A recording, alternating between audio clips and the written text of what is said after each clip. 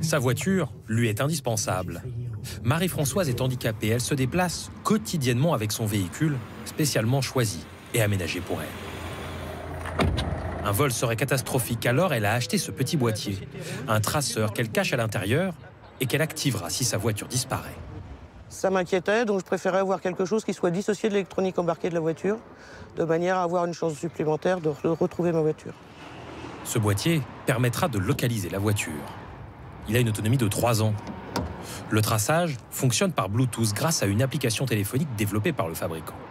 Si Marie-Françoise déclare sa voiture volée, son boîtier va émettre un signal. Si son véhicule croise un conducteur équipé de l'application, sa position est enregistrée.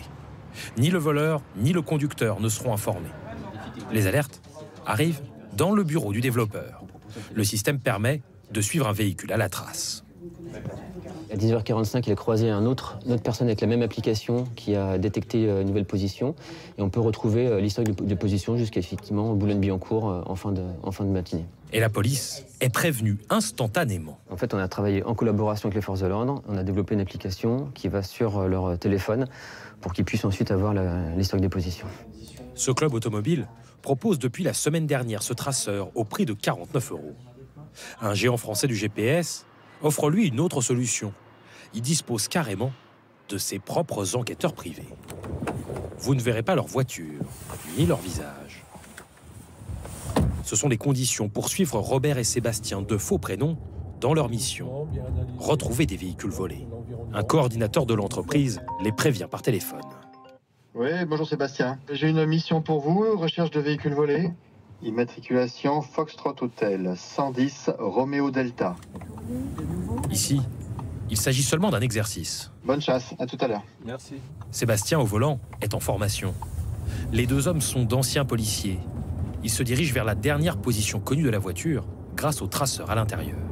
Il nous a donné une zone de recherche, donc un cercle. On va aller travailler dans ce cercle-là, vers le centre.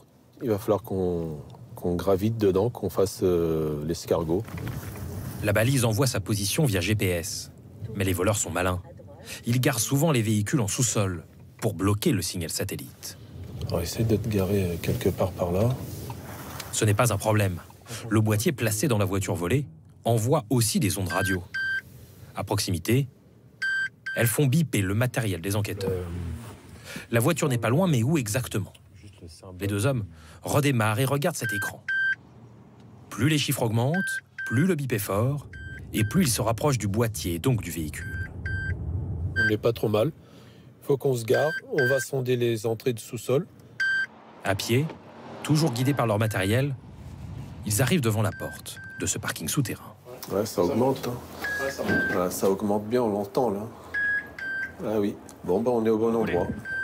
Ils n'ont plus qu'à appeler la police, qui viendra constater à l'intérieur la présence du véhicule volé. Ces enquêteurs privés, leur nombre est secret, travaillent dans toute la France et sont très efficaces d'après leur employeur. Et l'Italie. Face à des filières qui sont de plus en plus organisées, l'important c'est d'aller vite, d'aller très vite.